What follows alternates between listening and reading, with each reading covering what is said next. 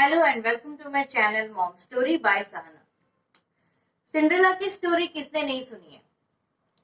I think हम सब लोग बचपन से सिंड्रेला की स्टोरी सुनते आए हैं। इनफैक्ट थैंक्स टू डिज्नी कि इतना ब्यूटीफुल उसका पिक्चराइजेशन किया है, इतनी ब्यूटीफुल मूवी बनाई है उसकी। लेकिन क्या हमने सोचा है कि एक सिंड्रेला की स्टोरी से हमने किस तरह का स्टीरियोटाइप हम लोग बच्चों के माइंड में डाल रहे हैं? Step mother, bad sisters, like sibling rivalry. तो चलिए आज के इस एपिसोड में मैं आपको सिंड्रेला की स्टोरी सुनाती हूँ कुछ अलग वर्जन में। तो शुरू करें आज का स्टोरी और आज का episode. You want to hear the story Aadya? Okay great.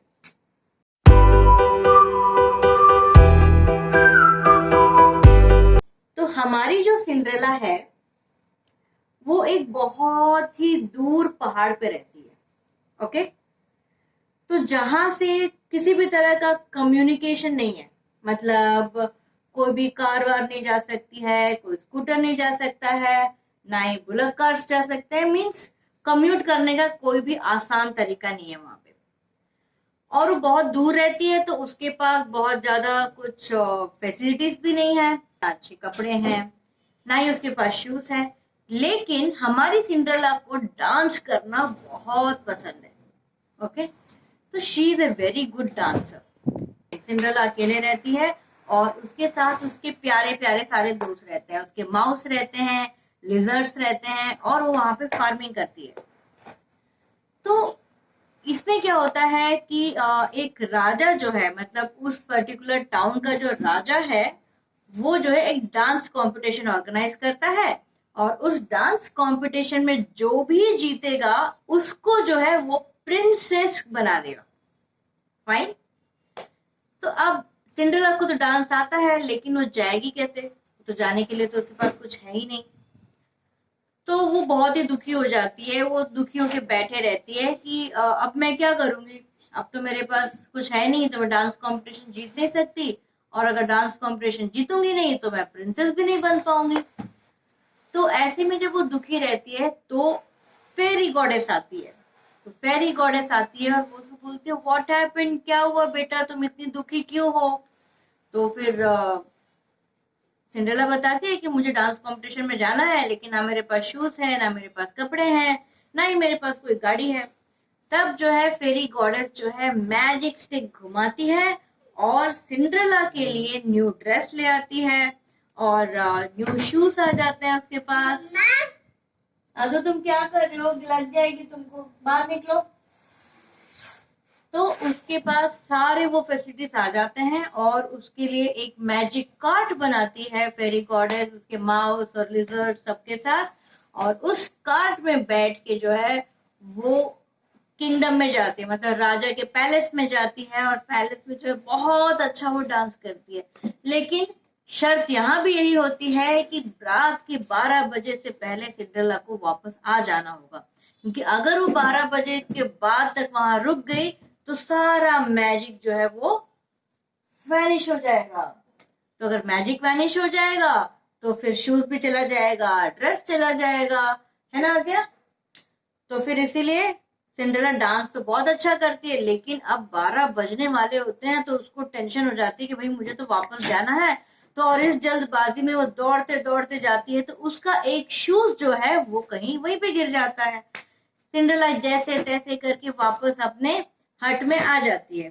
वो अपने हट में आ जाती है, लेकिन अब राजा जो है वो ढूंढ रहा होता है। नहीं पहनना है, कोई बात नहीं, हम चेंज करते हैं। अत्ते को बोलो चेंज करते। तो राजा जो है अब सिंड्रेला को ढूंढ रहा होता है कि ये लड़की कहाँ गई जिसने इतना अच्छा डांस किया, इसको तो ट्रॉफी देना था, इसको तो प्रिंसेस बनाना था। तो अब राजा जो है उसकी खोज में निकलता है।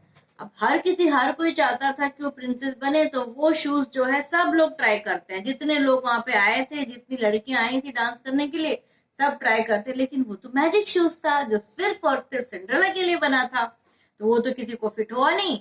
फिर फाइनली कोई आके बताता है कि वो दूर जो है हिल के ऊपर एक छोटा सा हट है, वहां पे एक लड़की शायद रहती है, एक बार हमें वहां भी चेक करना चाहिए। तो ऐसे ही करके जो है फिर वो लोग हिल पे जाते हैं और वहां पे सिंड्रेला मिलती है और सिंड्रेला को शूज फिट हो जाता है और सिंड्रेला बन जाती है प्रिंसेस। तो ये है मेरा वर्जन सिंड्रेला की स्टोरी का। अब मैं आपको बताती हूँ कि सिंड्रेला का ये वर्जन क्यों मैंने बनाया। सबसे पहली बात तो ये है कि जो ओरिजिनल सिंड्रेला है उसमें हम एक स्टीरियोटाइप क्रिएट कर रहे हैं स्टेप मदर का। मतलब अगर कोई स्टेप मदर है तो वो हमेशा बुरी ही होगी, ठीक है, और स्टेप मदर के अपने बच्चे हैं तो वो भी बुरे होंगे। तो इस तरह का हम एक माइंडसेट बच्चों के मन में डालें ही क्यों। चाइल्ड का एक हेल्दी माइंडसेट बनाने के लिए बहुत ही ज्यादा जरूरी है कि हम किसी भी तरह का स्टीरियोटाइप्स उनके मन में नहीं डालें। तो ये जो फेरी टेल्स है इसमें कुछ बुराई नहीं है, ये बहुत ही अच्छी स्टोरीज है। इनफैक्ट ये सब सुन के पढ़ के हम सब लोग बड़े हुए हैं, लेकिन इन सब स्टोरीज की वजह से एक माइंडसेट हमारे मन में जरूर बैठ गया कि स्टेप मदर होगी तो फिर वो बुरी ही होगी, उसके साथ जो है रिलेशनशिप जो है उतना अच्छा नहीं होगा। बट ऑनेस्टली इस माइंडसेट से शायद मैंने भी किसी का दिल दुखाया है, जिसको मैं पूरे अभी मतलब इस वीडियो के थ्रू मैं उसको सॉरी बोल रही हूँ कि बिकॉज इस तरह से हम बड़े हुए हैं, इस तरह से हम हमारे मन में ये चीज बैठ गई है। मतलब इट्स नॉट दैट कि हम जानबूझ के कोई चीज करते हैं, लेकिन ये हमारे दिमाग में बिठा दिया गया है कि स्टेप मदर है तो फिर वो बुरी ही है। तो किसी भी तरह का स्टीरियोटाइप बच्चों के मन में बिठाना it's not a very good thing. तो इसीलिए मैं चाहती हूँ कि आपके पास भी अगर कोई अपना वर्जन है, मतलब हेल्थियर वर्जन है, हैप्पियर वर्जन है, मतलब इस तरह के फेरी टेल्स का, तो प्लीज प्लीज उसको हमारे साथ शेयर करिए, कमेंट सेक्शन में बताइए।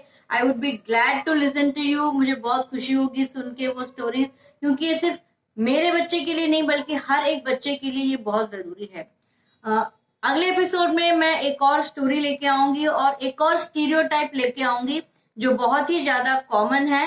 एंड मैं आपको खाली वो टैगलाइन बताती हूँ कि किसके बारे में मैं बताऊंगी, और स्टोरी जो और बाकी वीडियो जो है आप नेक्स्ट एपिसोड में देख सकते हैं। तो वो टैगलाइन है बॉयज आर बॉयज या फिर बॉयज विल बी बॉयज। तो चलिए आज के लिए बस इतना ही, और मैं आपको अपने अगले एपिसोड में मिलूंगी। तब तक के लिए टेक केयर एंड टाटा।